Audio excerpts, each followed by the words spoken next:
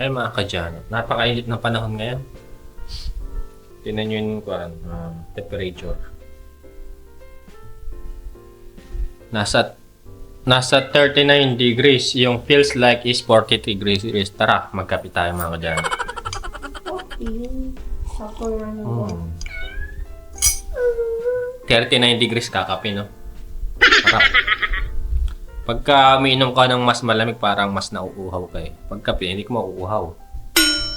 Oo, sabi nga ba yan? Kumbaga, yung body temperature mo sumasabay sa mainit. Kaya, matatalo mo. Mas mainit ka na, di ba? Yung paligid mo, masarap. Pero joke ko lang yun ako dyan.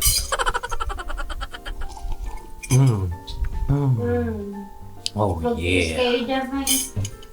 Tara, labas tayo mga kadyano. Lasapin natin ang araw. Ito na yata yung pinakamainit na temperature sa buwan ng taon. Yan. 39 degrees. Feels like 43. Tara, kape tayo. Kahit mahangin siya, oh. Ramdam mo yung init. Buga ng init ng ko.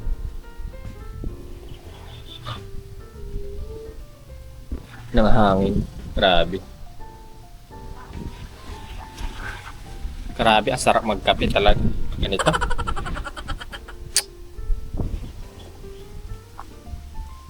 First time ko lang nakita si Pulgoso rito, ah.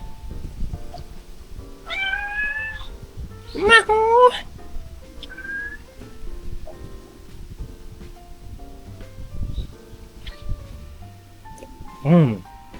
Ang sarap magkape. Grabe.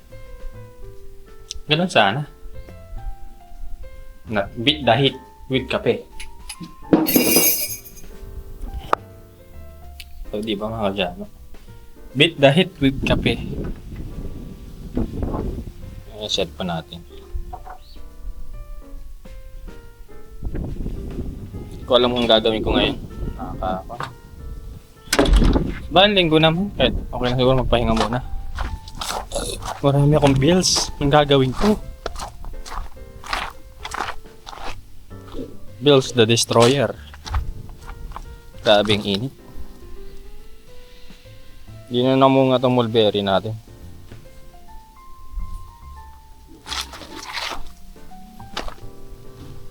Grabing init to. 39 degrees. Damdam mo yun sa balat.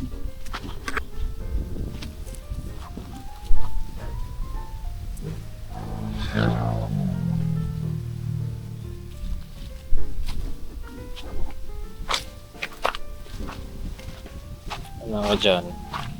Yan natin dito si Tito Cesar. Pag wala, edi okay. Pag nandyan, okay. Wala tayong kausap dun sa kabil. So, sina Alexis kasi wala ngayon. Nasa Laguna daw. Ewan ko anong ginawa nila. Wala rin yata si Tito Cesar. Kasi Cesar. Wala sila.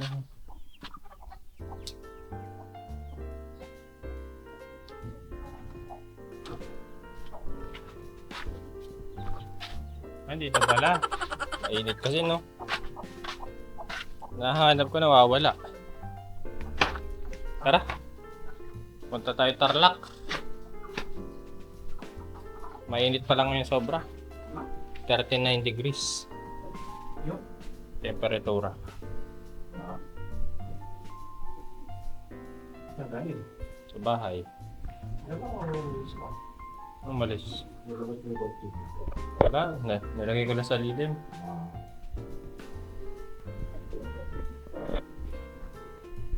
Dito tayo sa bahay dito, Cesar. Wala akong kausap sa kabila eh.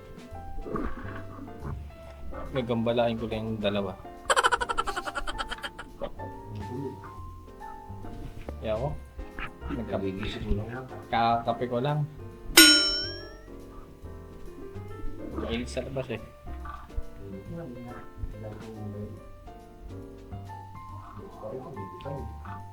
Ano? Yung temperature ng 39 sa Candaba. Pakiramdam mo 43.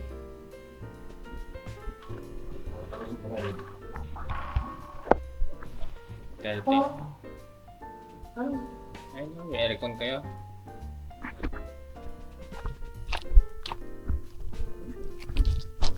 Tali. Sobrang init ngayon. Nasa labas pa ako. Ang init-init na nga. Iisip kasi ako na ibablog ko. Ako lumabas. Parang istak-utak sa loob ng bahay. Kaso ang init naman sa labas.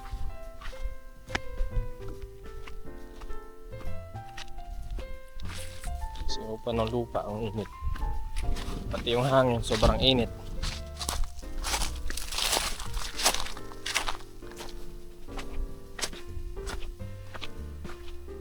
Pati dito sa may paradaan ng sasakyan natin. Sisilungan ng bahay. Halaman natin.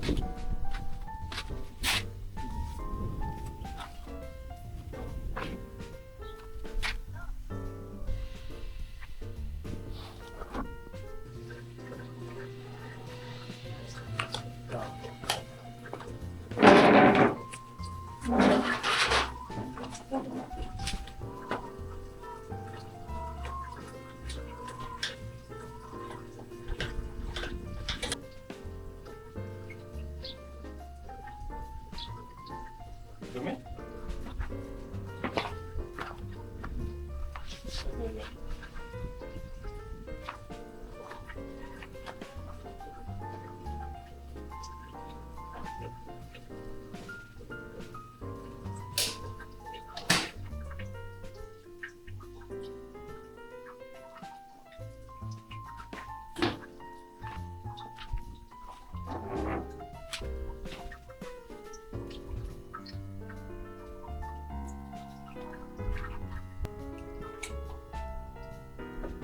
Grabe.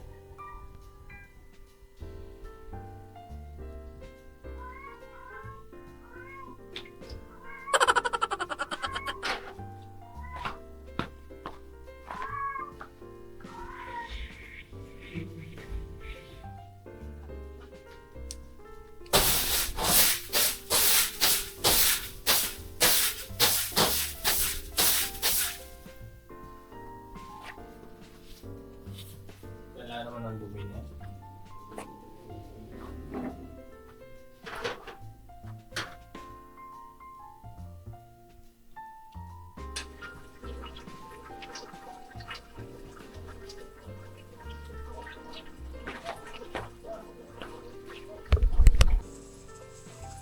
Mga dyan, pinalitan ko ng bagong, hindi pala bago, matagal na pala pinalights na to. Taray ko lang, wala akong magawa sa buhay eh. Pinlights. Hindi nga lang nakasentro. Magandang morning. Di pa dumadating yung ating parcel. Parcel para dun sa may basketballan. Guys, start kasi dyan. For delivery na ba? Wala pa din.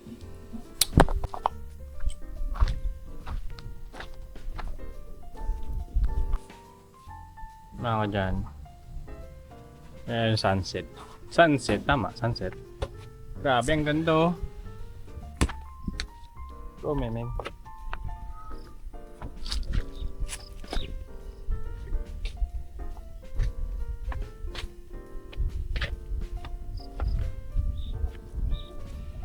Parang pala isa rito. Si Yona nandun.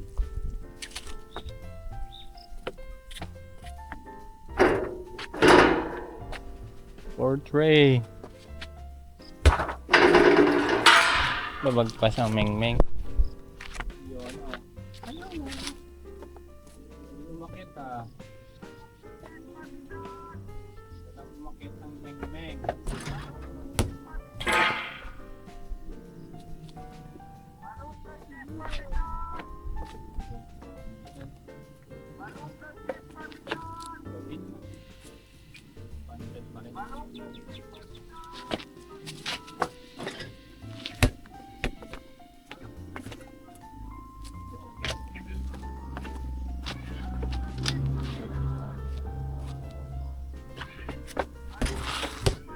Grabe, ganun ah. Malunggay cheese pandesal!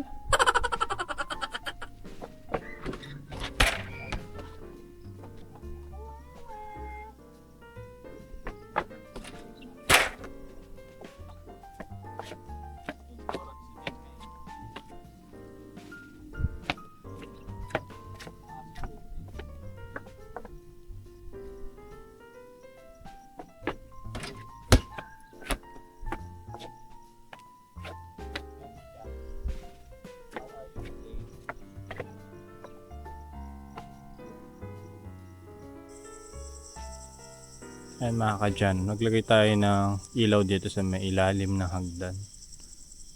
Gabi na. Ayan. Pag walang ilaw dyan, ang dilim-dilim eh.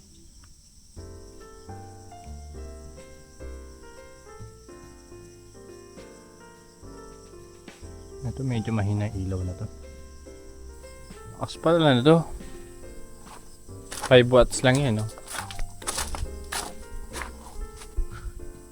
Maglalagay pa ako dito isa. Gitna.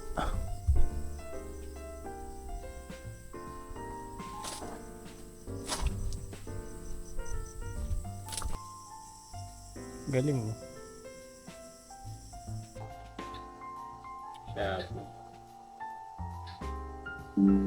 Puro SPay later to ah. Utang.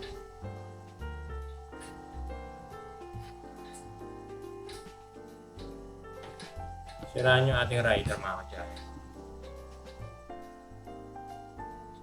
Kawawa na may rider. Butasan ng gulong. Bike yata yan. Yung motor. Yun na. Deliver ng parcel. Pinasok niya sa kuwan. Hindi na sa nabangga. Butasan siguro. Tinan mo yung ano. Ang dami ng patsi-patsi. Yung gulong. Patay. Hindi. Nabutasan lang yan. Hindi pa kasi palitan na yun. Ang dami ng patsi. Putik. Ayun, no? Dahil patsi-patsi yung interior. Asan yung gulong? Ha? Ay, yung gulong. Yung doble sa labas, exterior. Ito. Yung gulong. Ito yung maliit. Ba't lumabas? Eh? Pinaglapo. Inaayos? Inaayos. Ayun yung proof of delivery ko. Eh, parcel eh. Kaya pala di dumating ngayon. Nasiraan yung rider. Ito pala in-order ko para bukas. Yung net. Ayan.